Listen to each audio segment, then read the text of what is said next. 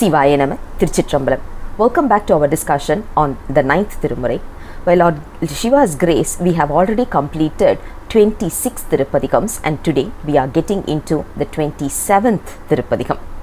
This 27th Thirupathikam is also written to the place called as Thillai, which is Chidambaram, written by Purudothama Nambi, and it takes the pun called as Panjamam.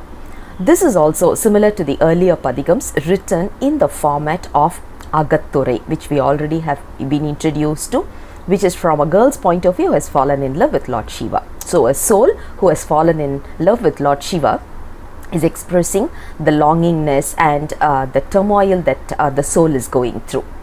Let's look at the first verse. Chidambaram. Vaanavargal venda vala nanjeyundatham ஊனமிலா என் கை ஒளி வளைகள் கொள்வாரோ தேனல்வரி வண்டரையும் தில்லை சிற்றம்பலவர் நான் அமரோ என்னாதே நாடகமே ஆடுவரே. திருச்சிற்றம்பலம். Today's verse talks about, as we already said, it comes as a words from a girl who has fallen in love with Lord Shiva. She says, "O Lord Shiva, you are the one performing the beautiful cosmic dance in this place called as Thillai. Once upon a time, when all the devas came and asked your help to save them from the poison that is being coming out while they were churning the sea, that is where you went and you ate the poison and you saved them, and that is why you even today have the Neelakantam."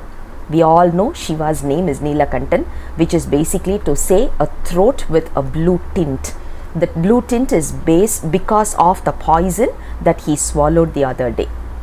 Now the girl says, you ate the poison in order to save the devas, but I have surrendered to you and I'm struggling to achieve your lotus feet.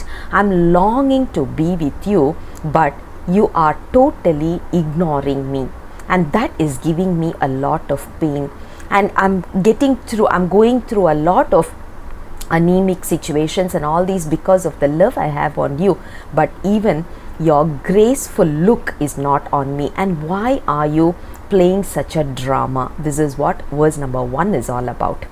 If we have to think about it in a little bit deeper manner, we all know the concept of alalam, which is basically the poison. The poison is not outside, it is basically what we have within us, which is whenever we talk about our ego, our ignorance, our sense of, something belongs to me and I, kind of like I and mine, right? Those are the feelings that is taken as the poison, and Lord Shiva has to save us from this. How can he save us? That is what he is asking us to surrender and completely give away our ego to him. That's the situation a soul must be in. And here the girl says, as in the soul says, I have already given all those to you, and please Lord Shiva, save me. It also goes back to what level of maturity a soul is having, and which only Lord Shiva can gauge. That is why we go through this longingness and we start praying to him so that he can come fast and embrace us. This is what verse number 1 is all about. And the second verse, the verse goes this way. Tiruchitrambalam. ஆடி வரும் காரரவும் ஐமதியும் பைங்கொன்றை சூடி வருமா கண்டேன் தோள்வளைகள் தோற்றாலும் தேடிமயோர் பரவும் தில்லை சிற்றம்பலவர் ஆடி வரும் போதருகே நிற்கவுமே ஒட்டாரே. திருச்சிற்றம்பலம். Verse number 2 is also, we all know that the entire Padikam is written from a girl's point of view who has fallen in love with Lord Shiva. And in this she says, Lord Shiva, you're performing a beautiful dance, the cosmic dance in the place called as Thillai. While you're dancing, the snakes that you are wearing is also dancing along with you. And we all know the beautiful dance that Lord Shiva makes, right? We call it as the Bhujanga Nadanam, right? And not only that, he is also wearing a beautiful crescent on his hair. That is also increasing his beauty. We don't know whether the moon is adding beauty to Shiva or Shiva is adding beauty to moon, whatever it is, but Lord Shiva is using that as a decorative piece. And another accessory that Lord Shiva has is a beautiful flower called as kondri, the beautiful yellow color, and it's in the form of Omkara.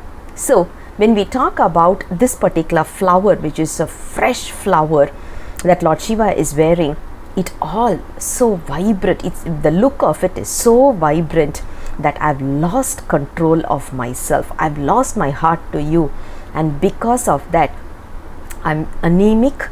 I'm not able to sleep properly, eat properly, and because of that, I'm losing a lot of weight. And this anemic is, as in this sense of longingness, is creating a lot of trouble in me, that I'm longing to see you, be with you. In this place called as Tillai, we could see devas coming in and worshipping you. Not only that, when someone comes there, just looking at Lord Shiva, forgetting to even wink their eyes, they are also called as Imayor.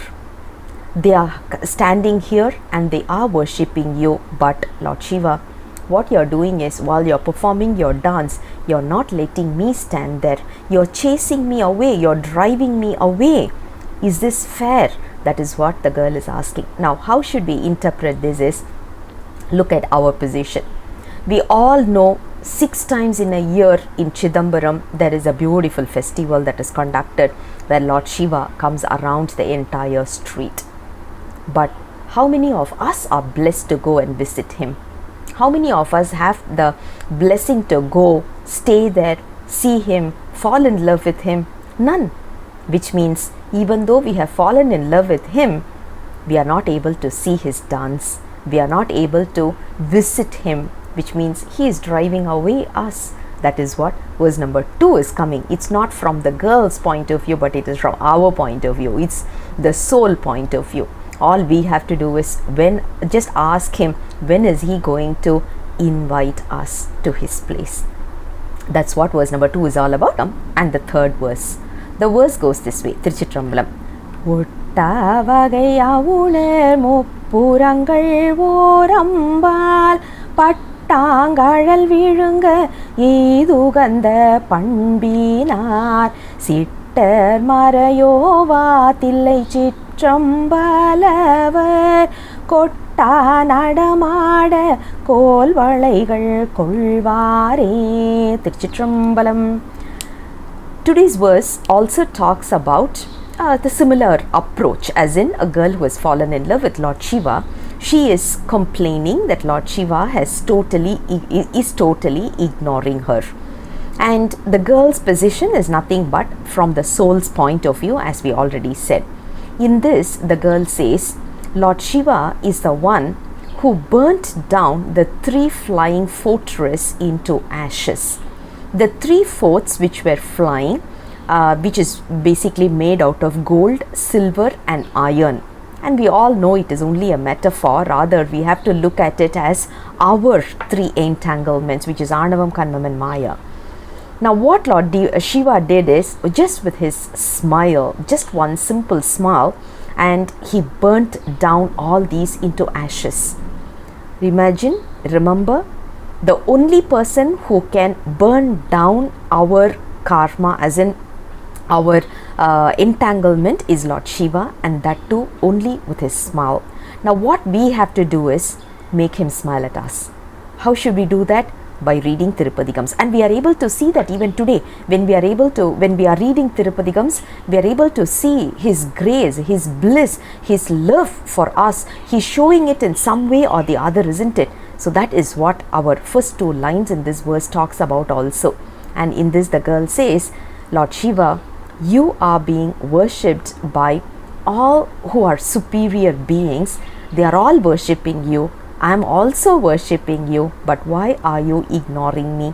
please make sure that you are embracing me, you are showing me your love as well. This is what comes as the point of view of from the soul, as in we have to memorize these on a daily basis and read it in front of our altar whenever we are going through our Shiv Puja, because it comes from our point of view, isn't it? That's what verse number 3 is all about. And the fourth verse, the verse goes this way, Tiruchitrambalam. ஆரேவை படுவாராயம் கொள வந்து போரேடி என்று புருவம் இடுகின்றார் தேரார் விழவோவா தில்லை சிற்றம்பலவர் தீரா நோய் செய்வாரை ஒக்கின்றார் காணீரே. Tiruchitrambalam.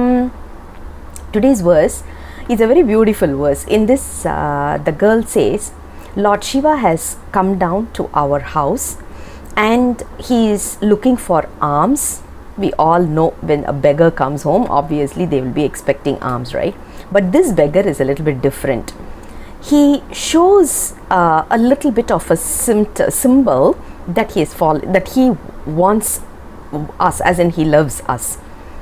And then after that I fell in love with him, and because of that he had given me this particular pain called as love, and he is not recovering me from this. You also come and witness this kind of a person. This is what verse number 4 is all about. It's in a plain language, this is what verse number 4 is all about. But when we go into a little bit more depth of this particular verse, we will understand it has a lot of Saiva Siddhantam concepts. Imagine when a beggar is coming home and he's asking for alms. Usually what do they ask? Something that they don't have, but we have it in abundance, right? If we don't have it, obviously they are not going to come and ask for alms. So what he's asking is what Lord Shiva doesn't have, whereas we have in abundance. The only thing we have is ignorance, as in the ego, right? The concept of Arnavam. So Lord Shiva is asking for this Arnavam. But do you think we can give that? Do you think we can even agree that we have our ego? No one will agree that we have an ego, right? And imagine he needs to get it in such a way that he makes us realize that we have to hand it over to him and hand over our ego to him. God, Lord Shiva is a very good person, very good boss in this person. He has a very good leadership quality in this. So what he does is gives everyone whatever they want. So for example, based on my karmic deeds, based on my Arnavam, whatever I have been longing for, Lord Shiva gives me that. If I want status, social status, he gives me that. If I want basic food and whatever, like you can imagine to Maslow's hierarchy of needs. If I'm looking at the physiological level, he will give me that. If I'm looking at the safety level, he'll give me that. If I'm looking at social level, he'll give me that. But he gives whatever we want. Now, whatever is around us is a disease that we have asked for, isn't it? Including our family, our social status, our education, our work, everything that we have as of today is a disease. What Lord Shiva has done is given that disease because we asked for it. Now, what he has to do is remove this disease from us, and he needs to make us free from this birth and death life cycle, this vicious cycle. He needs to break us free from this cycle. For that, what he wants is he's asking for alms, that we have to give away our ego, our ignorance to him. Now, once we give away our ignorance, that is where the real love for Lord Shiva is realized. That is the time we will know that whatever we have around us is a real pain. Whatever we have around us is a real disease. Now, it is like the cancer. Now, what Lord Shiva has to do is amputate it off. Only Lord Shiva can do it, and he is the only capable person to do it. All we have to do is just surrender ourselves. That is what verse number 4 is all about. And the fifth verse, the verse goes this way, Tiruchitrambalam. காணீரே என்னுடைய கைவளைகள் கொண்டார்தாம் சேனார் மணிமாட தில்லை சிற்றம்பலவர் போனார் வனமுலை மேல் பூவம்பால் காமவள் ஆணாடுகின்றவா kandum arulare. Tiruchitrambalam. Today's verse talks about the same thing as in whatever we have been discussing about earlier also, right? A girl who has fallen in love with Lord Shiva is going through a lot of pain, as in because she is missing Lord Shiva, and because of that she is talking to him saying that why are you so merciless, why are you so stone-hearted, and why can't you show me your grace? We all know Cupid, who creates a lot of trouble when someone falls in love. Now this girl has fallen in love with Lord Shiva, and we all know Lord Shiva was the one who burnt down Cupid to ashes. The god of love was burnt down to ashes. That was done only by Lord Shiva. No one else in this world could do it. Everyone surrenders to the Cupid, whereas Lord Shiva was the only one who could burn him down. So all we have to do is, if we want to get rid of these desires, all we have to do is surrender ourselves to someone who is more superior and who is more strong than Cupid, isn't it? So the only person that we have to surrender is Lord Shiva. Because in this world, you look at anyone, as a matter of fact, no one could win over Cupid. They had to fall for it. They had to fall for him. But Lord Shiva burnt him down. So if we have to get rid of the desires, if we have to get out of this particular entanglement, and we shouldn't be getting more and more onto this entanglement, the only thing that we have to hold on strongly is Lord Shiva, because he's the only one who's capable of saving us. He's the only one who's capable of burning the desires into ashes and take us as his disciple. So the girl here says that I'm still struggling with getting away from my desires. Oh Lord Shiva, please help me. Please make sure that I'm able to get rid of these worldly desires and reach to your lotus feet. That is what verse number 5 is all about. And the 6th verse, the verse goes this way. Tiruchitrambalam. Ivare Vaanavarkum Vaanavare enbaral தாயிவரே எல்லார்க்கும் தந்தையுமாம் என்பாரால் தேய்மதியம் சூடிய தில்லை சிற்றம்பலவர் வாயின கேட்டறிவார் வையகத்தாராவாரே. திருச்சிற்றம்பலம். Today's verse talks about Lord Shiva, who is the leader of all the devas. We all know there are so many devas taking care of so many things, and Lord Shiva is his leader or their leader, and he is the one. But when you talk about devas, of course we know they are all in a different plane. How about for human beings, right? That's the next question we may have. So here the second line says Lord Shiva is also a mum as well as dad for the souls. He is a mum, he is the dad. Why? Whenever we need love, he comes in as mum. Whenever we need some kind of a disciplined actions, he comes as a dad.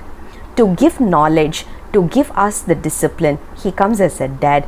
To show us love, he comes as a mum. Lord Shiva is our mum and dad. No one in this world is an orphan. That's something we need to understand. No one, none, absolutely none is an orphan. We are all from Lord Shiva. Now he is our parent, and not only that, he is the one who gives us the knowledge that we need in order to achieve the next level. Now whatever he says, are we ready to listen to it? Are we qualified to listen to it? Are we tuning ourselves to listen to it? If not, we won't be able to hear it. So what we should do, we need to let go our ego. That's what they use, a very beautiful phrase here. They say Thei Madi. Madi represents a moon. It also represents our intelligence, our brain. Thei means to reduce. So what we have to do is, the first thing that we have to understand is, when we are trying to say that I did it, or I'm coming up with this, or it's my words, the I and mine should reduce. We have to, all the initiatives that we are taking has to reduce, and we have to start understanding that it is all Lord Shiva's blessings that we are going through. Whatever we are doing as of today is all His decision. Whatever we are doing is all His plan. We are going as per His plan. Once we start realizing it, once we start understanding it, that is the real consciousness. Only when our activity from the exterior brain diminishes, the inside Lord Shiva will be within us to bring us this particular the light in us. That is what verse number 6 is all about. All we have to do is surrender ourselves completely, let go of our ego, and make sure that we are able to tune ourselves so that we can listen to Lord Shiva. Verse number 6 is a beautiful lesson for us, I would say. And the 7th verse, the verse goes this way. Tiruchitrambalam. ஆவாயிவர்தம் திருவடி கொண்டந்த கந்தன் மூவாவுடல் அவிய கொன்றுகந்த முக்கண்ணர் தேவாமரை பயிலும் தில்லை சிற்றம்பலவர் கோவாயின வளைகள் கொள்வாரோ என்னையே. திருச்சிற்றம்பலம்.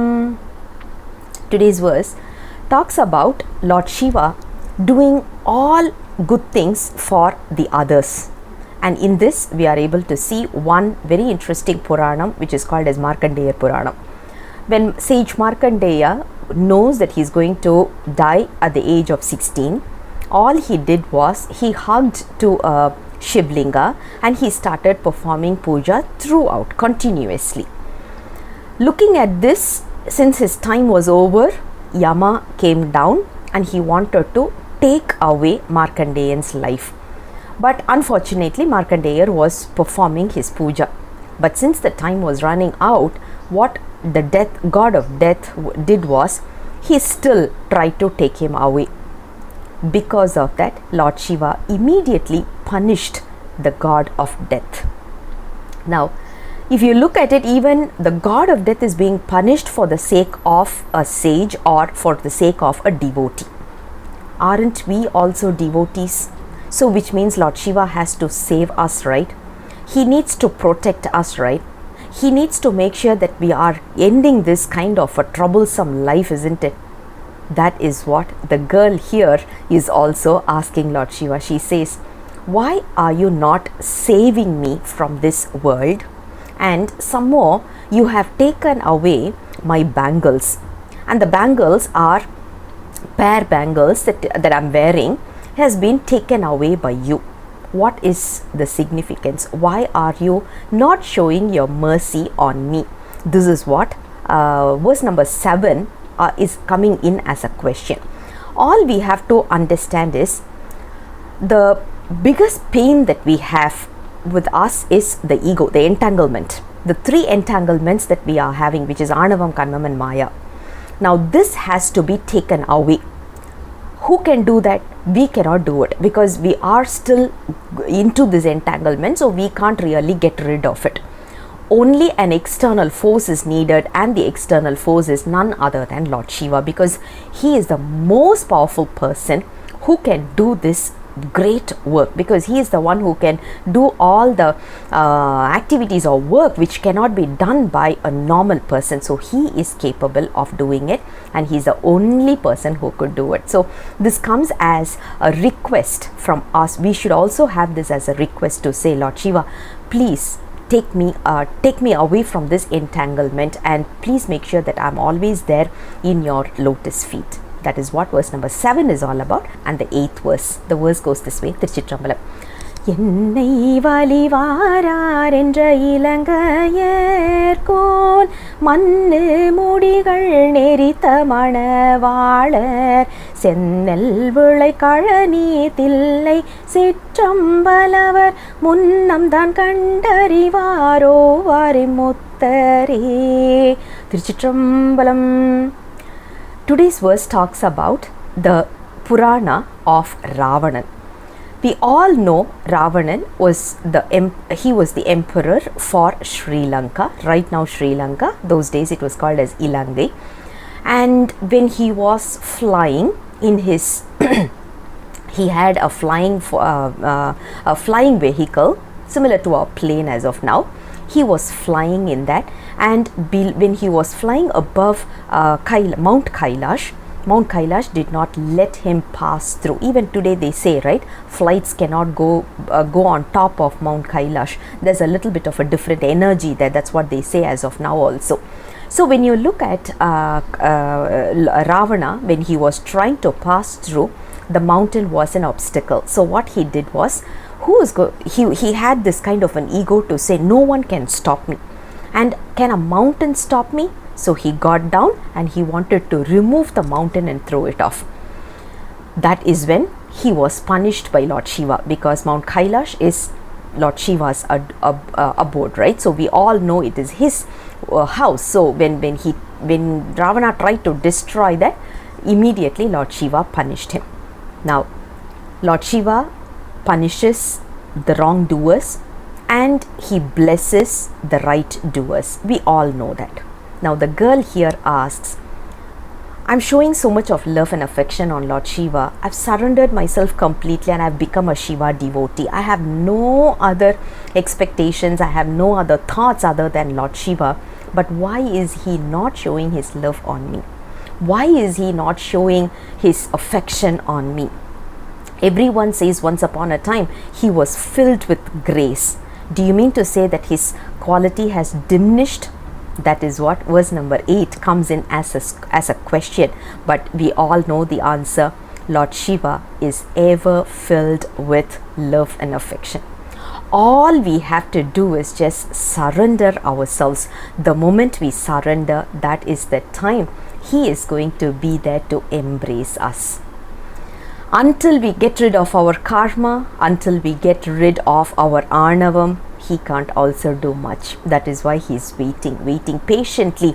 More than we love him, he loves us. But all that we have to do is just get ourselves ready to surrender ourselves to Lord Shiva. That's what 8th verse is all about. And the 9th verse, the verse goes this way, Chidambaram.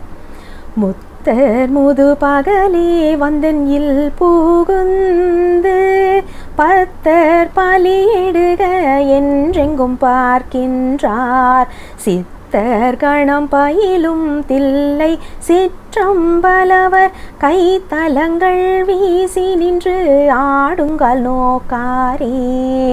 Thiruchitrambalam. Today's verse is a beautiful verse. It seems Lord Shiva is visiting all our houses and he is expecting alms from that. Not from everyone in our house. He says, whoever is considered to be a devotee, please give alms. And we all know the alms that he is expecting from us is nothing but our arnavam. Now imagine, we need to first understand and realize and relate to a concept called as arnavam. Second is, we need to understand and appreciate that we have arnavam. Then we should be willing to let go of this arnavam. And the next stage is surrender ourselves to Lord Shiva and beg for him to take away our arnavam. Only when all these stages are happening, we are qualified to be called as a devotee. Only when we become a devotee, we are ready to give away our arnavam. That is where Lord Shiva comes and asks for alms, which is basically nothing other than our arnavam. And here he says, in Thillai, Chidambaram, Lord Shiva is performing his cosmic dance with his arms, as in his hands swaying. We all know he has an abhayahastam, which is basically to say, don't worry, I'm there to protect you, I'm there to guide you. So we do see the hastam, as in the abhayahastam, and we are also able to see the hand which is actually pointing to his feet. That is to say, don't worry, I'm there to guide you, I'm there to help you, I'm your savior, but all I want you to do is just hold on to my feet, lotus feet. Once you hold on to the lotus feet, once you surrender to the lotus feet, I will be there to give you all the comfort that you need. That is what Lord Shiva's hands represent when you're looking at the way how he's performing his cosmic dance. That is what verse number 9 is all about. And the 10th verse, the verse goes this way, Thirumurai-Thiruvisaippa. நோக்காத தன்மையால் நோக்கிலும் யாம் என்று மார்காழீந்து மலருனை நிந்தித்து சேக்காதலி தேரும் தில்லை சிற்றம்பலவர் ஊர்க்கே வந்தென் வளைகள் கொள்வாரோ ஒண்ணுதலீர். திருச்சிற்றம்பலம். Today's verse talks about one of the beautiful quality of Lord Shiva, where he is ready to give us the fruit of our deeds, good or bad. He gives it to us, he doesn't take it. In this, Lord Vishnu completely surrendered himself to Lord Shiva, and because of that, Lord Shiva gave him, we call it as Ari, which is basically the Sudarshan chakra that we know, that was given by Lord Shiva because of the love that Vishnu had on Lord Shiva. Whereas when you talk about Brahma, he came up with this ego saying that I am superior to everyone, including Lord Shiva. Because of that, Lord Shiva had to punish him. Whenever we show our ego, our the immaturity, obviously we need to be punished, isn't it? So Lord Shiva did the same. So he punished Brahma, whereas he he rewarded Vishnu. Now, when you talk about a soul, we have surrendered ourselves completely. But have we done that 100%? No, we all know that. Sometimes we do talk about Lord Shiva and we surrender ourselves, but sometimes when a real problem comes in, we forget about all those and then our ego comes in. That is the reason we do have this quality of Brahma and Vishnu within us, which is basically our ego as well as our surrendering capacity within us. That is why Lord Shiva is not able to completely take away our karmic deeds and give us the position that we have to, as in break our vicious cycle of the birth and death. Now what should we do for that? All we have to do is make us eligible for it, and this eligibility criteria is not going to be set from external, but it has to come from within. All we have to do is surrender ourselves completely.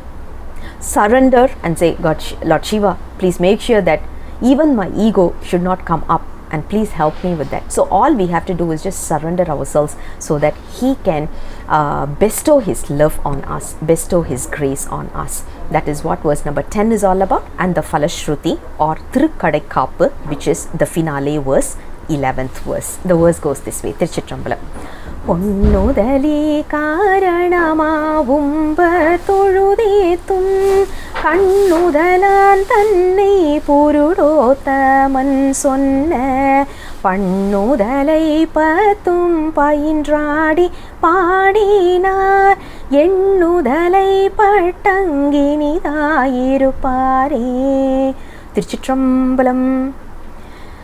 We all know the pattern of Thirumurai-Thiruvisaippa. Usually there will be three informations in it. So the first one is who sang this padikam and on whom this padikam was sung upon, and when someone is reading this padikam or singing this padikam, what is the benefit they are going to get out of it. Those are the three factors you will see. So as per that pattern here, the author is introducing himself as Purudothama. So who is singing this padikam? Purudothama. And on whom this padikam is sung upon? The God, omnipotent, omnipresent, and the one with the third eye, the one with the third eye, which represents knowledge. Lord Shiva has the third eye, and he is the one stay put in the place called as Thillai, Chidambaram. So this padikam is sung upon the cosmic dancer. And when a soul is reading this padikam, and not just reading this padikam, the author says someone who could memorize this and they are able to sing and dance for this padikam, they will be completely surrendering themselves. Only then we can dance. You see, if not, we can't. If we are very self-conscious, we can't dance, right? So when we are able to sing and dance after memorizing this padikam, that is where we will be in. We will stay forever in Shivloka. What is going to be bestowed on us is the Shivloka. That is what verse number 11 comes in as a guidance for a soul to read this padikam. That's that concludes the 27th Tirupadigam. I'll come back again with the next Padigam very soon. Until then, Sivaya Nama, Tiruchitrambalam.